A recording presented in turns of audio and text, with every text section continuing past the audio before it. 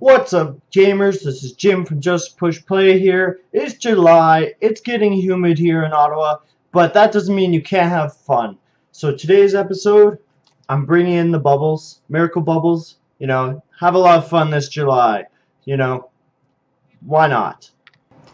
So today I want to talk about D.Engelbart because on Wednesday, unfortunately, he passed away. He's the inventor of the mouse, and he was 88, and no one covered it. I saw the article on the BBC. It really bothered me because I looked around, I didn't see Joystick cover it, I didn't see Kotaku cover it, and that's a pretty big, he had a big contribution to computers and to video games in general, because without the mouse, a lot of the games that you enjoy wouldn't be the same, right? So that's one thing I want to cover today, but I want to lead into something else. So let's move on. So Engelbart made the mouse in the 1960s, and it was actually a wooden shell with two metal wheels at the time.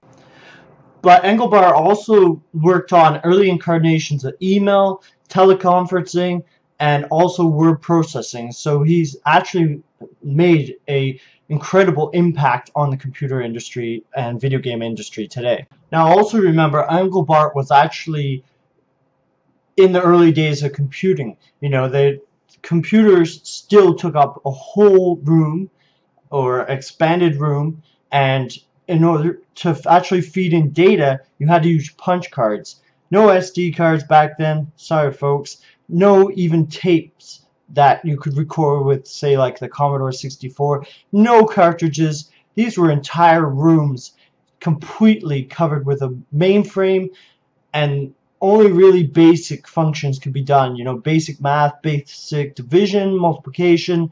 So this was really early days, just in case you're not familiar with computer history or video game history, guys. It was actually in 1968 at the San Francisco conference that I first unveiled the actual mouse that we would know and evolved into the mouse that we know today and use daily. He actually presented at this conference the idea of text-based links, which would lead to a heavily used function of the internet. Links we couldn't live without them. It's such a basic idea, but back then this was a revolutionary concept, and even today, it's amazing that someone came up with something that's so simple yet highly practical and useful, right? So, which brings me up to this point. He didn't earn a lot of money from his creation, unfortunately. His patent actually ran out in 1987, before the mouse was actually widely even used, which is kind of sad because not all inventors actually get rich off of their inventions, right? And since then, 1 billion computer mice have actually been sold, so that that sort of shows just how important the creation of the mouse, and it's still being used today, how important it is to gaming in general, either PC gaming, and the fact that even Nintendo with Mario Paint and the Super Nintendo, they tried to bring in a mouse, and that just shows how essential the mouse experience is, at least to me. So what am I getting at here? You're probably wondering. Unfortunately, not everyone gets the recognition that they deserve in the video game industry. Some people get praise, and maybe they're not as amazing as they're hyped. So do you remember when Steve Jobs passed away, and everyone everywhere was just so remorseful? I can't think of, we also experienced, when Michael Jackson died. That's another recent tragedy. And this happened way before, we expected people to go and die, pass on. Yeah, and I think it's very uncommon to see even a celebrity, even a non-gaming celebrity, have that sort of impact when they finally do leave us. And there's very few people other than, said Michael Jackson, Steve Jobs, uh, but not everyone actually gets that recognition they deserve. And I think one thing that's kind of sad is, while people remember Steve Jobs passing away, and like another example that I can think of that was, much further down in history was when John Lennon passed away. And it's unfortunate that, other famous people such as Engelbart, when he passed away, I saw the newspaper, and it actually was in the newspaper. I'll give them credit for that. It was in the Ottawa Citizen, and I think it was like on page 6, where no one could actually find it.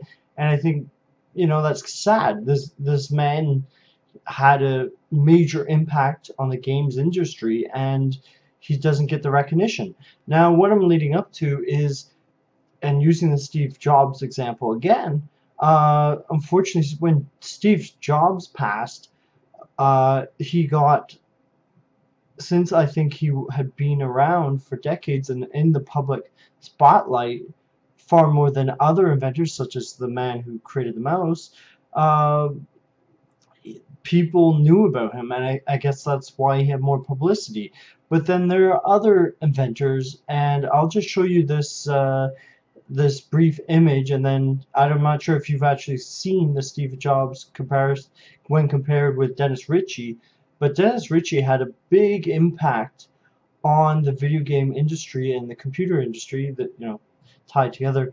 And yeah, a lot of people didn't understand his contribution, but generally the more tech savvy people did recognize that it was someone that had a sizable impact on the industry, and it didn't have the same impact as, say, when Steve Jobs passed away on the general population. So it's kind of sad. So just have a look at this image I provided, and we'll discuss after.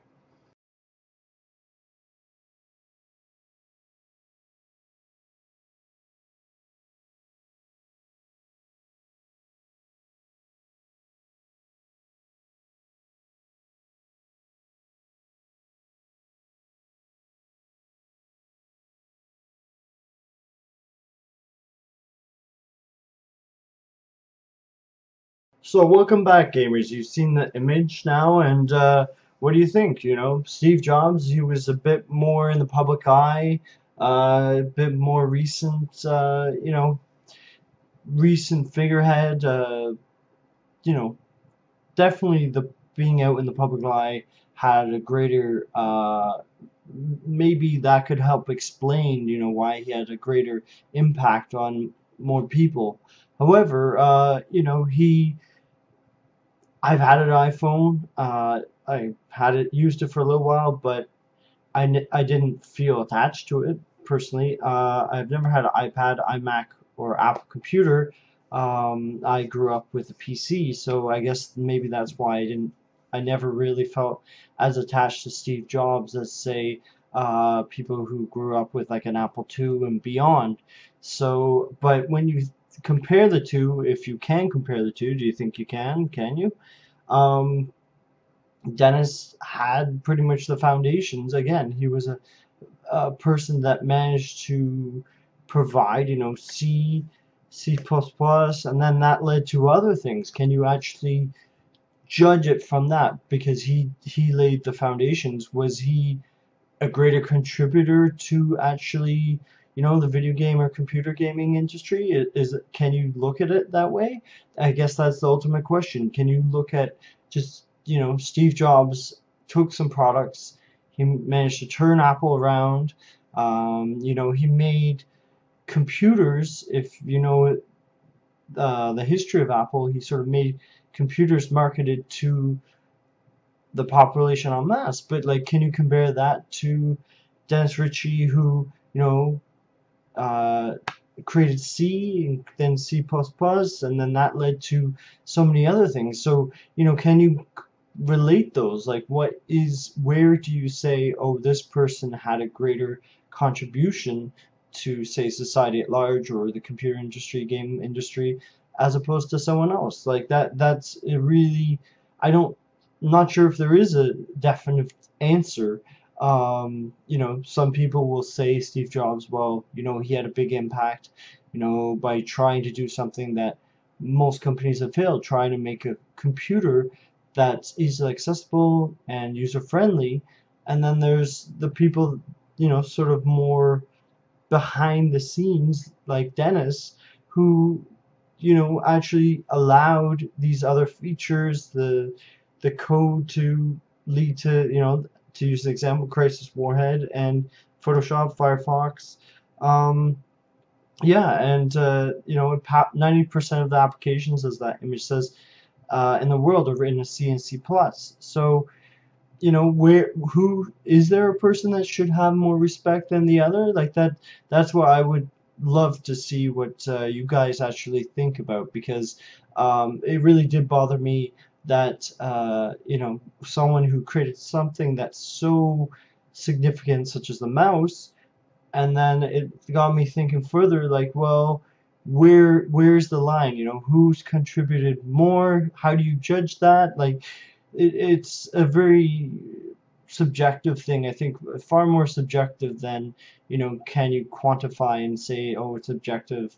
Um, you know, obviously Dennis, or obviously Steve Jobs, because he did the computers, and Dennis did, you know, the backbone foundation of the code. But, you know, where do you draw the line? So I'd love to know what you guys think on that aspect. I'm Jim from Just Push Play. Keep on gaming, guys. I'll see you later. Bye.